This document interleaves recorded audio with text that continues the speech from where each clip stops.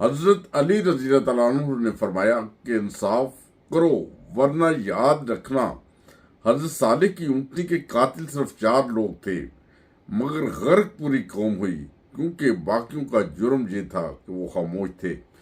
یہ دیکھیں کہ آج ہمارے معاشرے میں جو صورتحال چل رہی ہے، یہ 4 لوگ نہیں ہوتے، یہ ایک ہجوم ہوتا ہے، کس کے اوپر کوئی الزام لگتا ہے اسے قتل کر دیتے ہیں، جلا دیتے ہیں، آگ لگا دیتے ہیں، اور بعد میں پتہ چلتا ہے کہ وہ لوگ خاموش نہیں بلکہ ان کا ساتھ دیتے ہیں ان لوگوں کا۔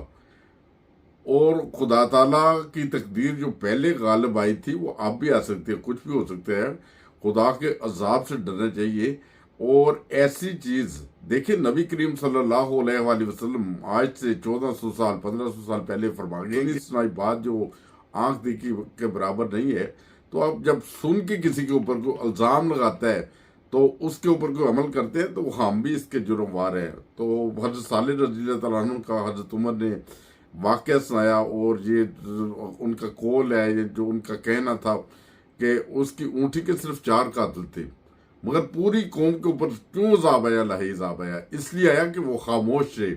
مگر ہماری قوم خاموش تو نہیں رہتی، بلکہ ان لوگوں کا ساتھ دے دیتے ہیں جو کسی کے اوپر الزام لگاتے ہیں۔ خدا را کسی کے اوپر الزام لگانے سے پہلے سوچا کرے کہ حضرت علی کے فرمان کے بارے میں، کہ حضرت علی نے کیا فرمایا تھا اور ہم کیا کر رہے ہیں آج۔